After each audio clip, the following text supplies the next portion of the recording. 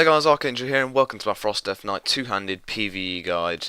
This will be focused entirely on two-handed and stress. Dual wield actually at top gear is the best to do so. I will be doing dual wield eventually once I get two weapons that I can be using.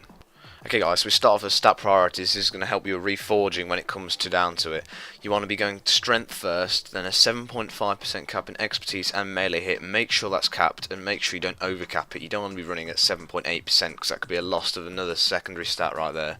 So you want to be going haste out of your secondary stats as the primary one, then crit and then mastery.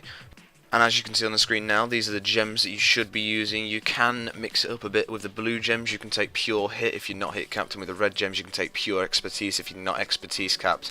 And you do also need to do that, guys. That's quite important because of the caps you need. But everything revolves around strength really, as you can see, since it is your primary stat.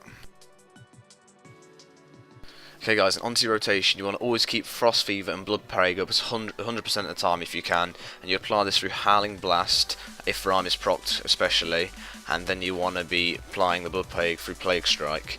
And now Soul Reaper you need to use when the target is below 35%, this does a lot of damage and it only costs 1 rune. If you're feeling lucky, then use it at 36 or maybe even 37%, because it'll proc when he's down to 35% because it has a 4-second I think time, or 5. You want to be using Howling Blast whenever Rhyme is procced, Obliterate whenever Killing Machine is procced, Frost Strike if your next ability is going to cap your runic power, and then just Obliterate and Frost Strike if none of the above apply. Okay guys, as for PvE talents, you get a whole lot of choice and you can vary this greatly, so I'm going to go through all the useful ones that you can choose from. Unholy Bright is great for when you're having multi-mob fights because it can spread your diseases. It's pretty much an AoE outbreak just with a longer cooldown, only 1.5 minutes though.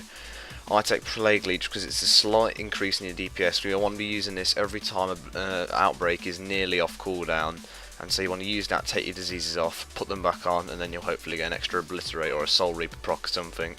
In the second tier I've taken Anti-Magic Zone because it's a great help to your raid, but you can also take Purgatory, which is very good for the fights where you're going to be dropping a lot and there's a chance you're going to be dying, or Lichborn of course if you're going to get feared or you want to heal yourself up with Death Coil every now and again. For the third tier talents, I've taken Chillblains to help with my kiting for any fights that require kiting. You can also take Defensive Advance. This gives you extra movement speed on activation, and you cannot be slow below 70%, so it's very nice for moving fights. And Asphyxiate is not so useful. For the fourth tier of talents, I've taken Death Pack because it's a big heal. You pretty much want to be taking Death Pack. Death Siphon's another good choice if it's lots of damage over time, but Death Pack's really the talent you want to be taking because it's an instant heal, especially when you go low, you just go straight back up. Very nice. For the fifth tier, I've taken Runic Empowerment, just like in PvP, because it does activate fully depleted rune, and that will allow you to get your abilities back, but you can take Runic Corruption as well, it's a very useful ability. Now you get a lot of choice for the fifth tier. All three are viable in PvE, but all three of them will help your raid, especially with the Remorseless Winter, which will help against ads. It gives a 6-second stun to them all, so yeah, 6 seconds of no damage you're taking from the ads, unless of course someone stuns them before, then you can get like 9 seconds or something.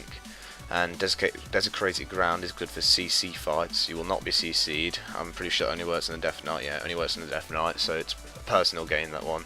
And Gorvian's Grasp, which is a big help for your team. I've used this on the Spirit Kings fights especially, because you can pull all the enemies into a target. So if you pull, when you get the Maddening Shout, you can pull your entire group together and then AoE, and they'll all but get break of the madness. So that's a very useful ability for certain fights. You want to be rotating these talents really. As for the glyphs, there is a lot of choice in the glyphs as well, especially since Pandaria is hit. You can go for Glyph of Dark Simulacrum, which is all I like doing. It's very good on trash that you can take abilities from. I haven't found any bosses yet which you can take abilities from, which is annoying.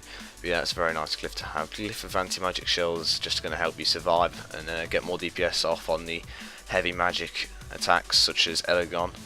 You got Glyph of Pestilence, which is good for your AoE, it just helps you spread your pestilence further. And for my glyphs you can take absolutely anything really. I'd recommend Horn of Winter, Tranquil Grip and Foul Menagerie. All three are pretty much used to spot from Tranquil Grip. It no longer taunts the target of Death Grip, so it's very nice for your raid, that one actually.